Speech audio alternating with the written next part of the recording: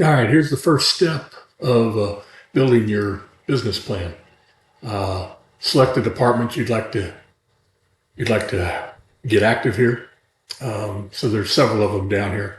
Just clicked on a few of the 7 of them, I guess, from plumbing service, install, drain and sewer service, sewer install, HVAC service, HVAC install, and plumbing service or electrical service, I believe is all I've got plugged in here. Let me just verify that. Yes, I stopped it at the electrical service here. So yeah, well, that'll work out good for anybody. So then here is the population. You want to be able to, first of all, populate that, okay? And do an active build through staffing. Do no. I'm going to put no on that. It's the juice is not worth the squeeze on that at all. Plus, I've seen some issues with it. So stay away from that. Okay. Then here are the work days in a month right here. And then here are the scheduled or the most likely holidays that you're going to have in a business where nobody's working at it. So you have to be able to take those days out of the each month when it pops up there. So located where those are at, and now you're good. So now at least we have the number of work days right now in a month. Okay. So, and it's important that we chunk this down when you look at this by the month. Very, very important that you look at your business by the month and you monitor it by the month. You can monitor every week. Okay. You can do it every day if you'd like to, 1 out of 22 days. That's micromanaging the hell out of stuff. If you want to do that, go ahead. I would just say, let's try to strive for this goal. Stay in touch with your goal each month because you got 22 days. You're not going to get there the first day, but you want to make sure you're on pace. And that's what this program is going to allow you to do, is to watch how well you're doing. Or you may just populate it at the end of the month. Everybody does it a little bit different. Whatever you feel like doing, I'm fine with that. It's your business. But if you want more coaching on that, I'd be happy to help anybody. All I do right now is just help people that want help. And that's what I'm trying to get across here. Okay. So then here's the holidays that we put in here. So this is basically the setup. Okay. And then, we'll have a call if you do this. I'd like to have a call with you and put the topic, who's doing it, who wants to call, the date, and the notes. I'll make a chart of that just so that I have some history about who's needing some help. So anyways, actually, it's not going to bother anybody here on this because the only people who are going to get this are the people that I'm already currently working on. So that's cool. And then here are some action items for you guys. If you've got issues, what are your actions for them? Describe the action. Who's going to own it? Who's going to be involved in that party? When's the start date? When's the due date? How high of a priority is it? Okay. Is there a cost to that? And hire the new apprentices. Just some notes. Hire some new apprentices. Okay. So this is like your action plan. You got a go-to list. Write it on here, and we'll check on this on a monthly basis. I'll have a call with you. And we'll go over to see how much of this you're actually wanting to implement right now. Okay. Now the big 5, this is huge. Right now it's only populating direct cost and material because it's the only thing I've populated into here so far. And as I go through this, the next 3 pieces, you'll be able to see the big 5. Okay. And that's done for the annual budget and then on a seasonality basis. Curious why that's a devo. I'll find that out. But anyways, not a big deal. Should be showing a 0, just like the rest of it. Oh, no, it's not, because it hasn't populated the weight. Okay, never mind. This will populate as you finish through each one of these tabs. Okay. There's the next tab is the revenue build. This is where you probably want to start. Not probably, this is where you're going to want, actually, this is where you're going to want to start. Okay, make sure that this is scope set up with you. If you got any notes, put them in here. Your action plans that you want to get done, put them in here. And now here's the start of the big five, where we've got the direct cost here, we've got the labor and the material. Now the revenue build is the first piece. Come up here and you go, okay. And use some history, guys. I plucked this out of the air, okay? Estimated dispatch demand calls. Conversion rate, 66%. I'm going to say 66% should be your low bar, okay? Because let's think about this. Somebody called you and had a problem, and 34% of them were telling you no. That's a problem, okay? It's not always price, guys, okay? It's relationship. It's a relationship building. That's what your explore step allows you to do. So get really good at this explore step, and that closure rate will go skyrocket. But again, these are just numbers I plugged in to have these conversations that I want to have with everybody to make sure that you're getting through all of this. Then your average sale, what's your average sale right here on a plumbing service call? And that's going to auto-populate. Everything's going to populate back into here. Now we get estimated dispatch for system checks. Okay. That would be just, again, take your history. How many demand calls did you have last year? And figure out how many you're going to have this year based off of the number of texts. Now, I've got a tool that I'll go you through. You'll see the seasonality piece of this. I try not to talk much about seasonality. Matter of fact, seasonality is the wrong way to look at your business. Okay? You have so many days, and you're only 1 or 2 days off from one given month. So it's not a seasonality. I mean, hell, you have to fill your board, whether it's inbound calls or it's outbound calls. It's up to you to fill your board. Okay?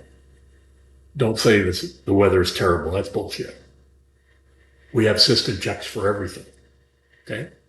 So you can always do a system check. There's system checks on plumbing. Okay? So then you've got your service agreements calls. Okay? And those are agreements that we should be out there at least once a year on the plumbing side and twice a year at least on the HVAC side. So again, if you're not tapping into the types of calls you need to, and you need to budget for them. Okay. Now conversion rate, again, I said 66% on that. That's low and it's arbitrary. So there is no gospel that says it needs to be 66%. Okay. Conversion rates on system checks, 28. Find out what your track record is and plug that number in here. And then service agreement, current service agreements. Okay. And this is, did you increase your agreements? I'm putting this in here as increasing more agreements to 308 this current year, this next year. So find out how many agreements you have and put a target out there to get 25% more. Okay. Agreement price, whatever your agreement price is, $99, $132, $250, I don't care. It's up to you. Whatever gets them the most customers to sign up. Okay. Matter of fact, to get the most customers signed up, you're better off giving service agreements to charities that have auctions, table auctions, and have one of your service agreements on each one of those tables. Okay, and have them multiple. If they have 100 tables, put 100 of them out there. Because that's 100 people that want that service if they bid for it. You may not have got the money for it, but that's 100 customers you just picked up at a fundraising auction. Okay, so put it out there. Donate as many service agreements as you can to the people that are running Catholic schools, basically, and other schools. They have charity events. Okay, and they raise money. It's not all public schools.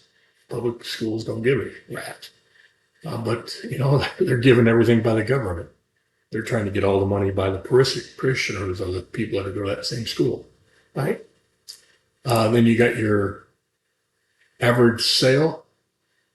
And put in, what is your average sale for a system check? I don't know. I'm putting in some realistic numbers though. Average sale call for a demand call, it's this. And now all of that adds up to this number right here. These three numbers up and you're going to get these right here. Just prove that to you. Come down and what I just did with you on the service side, it's the same thing for HVAC.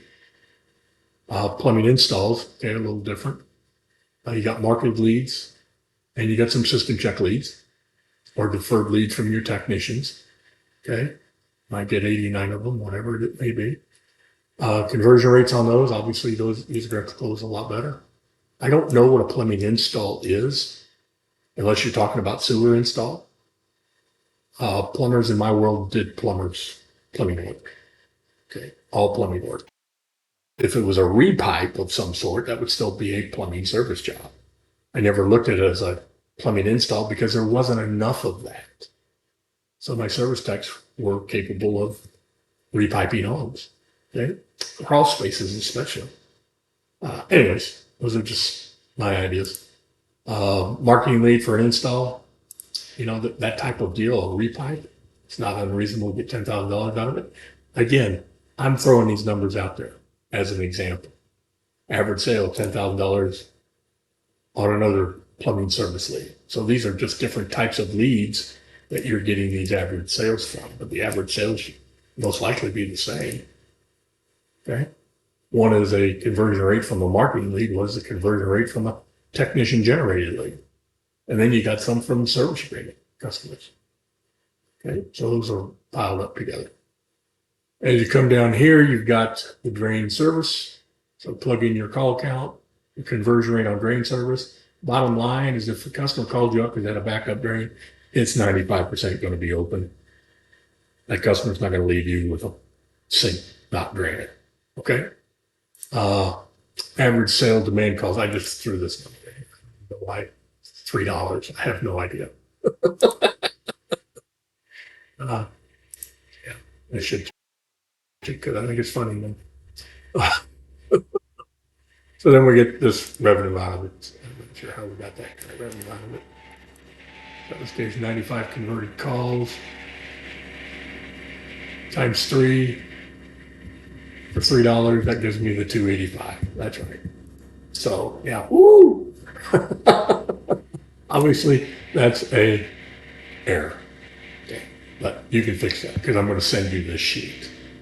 I'm going to fill it. I'm going to send the same sheet out to you, but it's going to have all the blanks in it. Well, see, be careful what you do. I didn't look over this. But that's all right. All right, sewers. Okay, you got your marketing leads, you got your technician generated leads. Conversion rates on difference, usually different than I've found. Okay, average sale, not really that different. Okay, HVAC service, dispatch calls, number of leads generated, right? 7%. That's a good thing. System checks. Again, these are on your service agreement calls. You get maybe 8% more leads from your system checks, from your service agreement techs, mainly because you're sending the right tech to those types of jobs. You know, send your guys that are really good at turning leads to everything over 10 years old. Don't let brand new Johnny get in there and run a 10-year-old system check. Okay, let him run the 1 to 5. So he can talk about cleaning and clean systems. That's basically all the skill set he's got right now. Okay. Conversion rates. What are your conversion rates on these? These are some good conversion rates in here.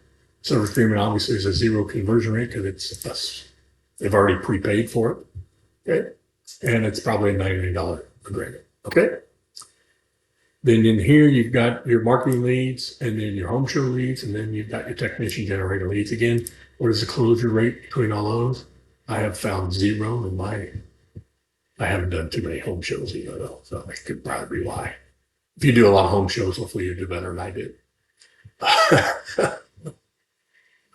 Average sale. Okay, HVAC, 21,000. You know, I'm hearing that right now as a pretty reasonable price for a system in a customer's home. Okay, so I put that there. And then the technician generated for an install. Not sure why it's higher, but it may be because there's more trust with that service technician. As you go through it, first he goes out there and introduces, now he becomes a consultant to go out there as well, instead of, this technician selling an HVAC or salesperson, I guess, without any kind of relationship. I think there is a relationship when you have the estimated technician leads. Okay, so you got a better chance and a better higher ticket. Electrical calls 811. I'm not sure why that 811 is in there. I'll check that, but it doesn't look like it's messing up anything. Yeah, I'll check into that. And 82, and then comfort or service agreement plans.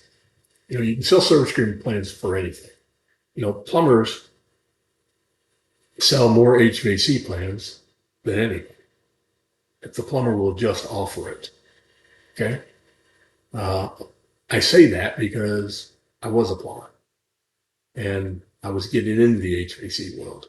And Charlie Greer told me to start selling service agreements for HVAC to get me into the HVAC from my plumbers. And they sold bucket loads of them. Okay. And it was fantastic. Anyway, here's the average cost, okay, or sale. So that's that piece right there. I'm going to cut this one off to know that we've gone from setup to right here. I believe we have. And well, you know what? I can cut it off myself. I can make different videos. No, I'm going to cut it off. All right. I'll edit it too, so don't worry about that.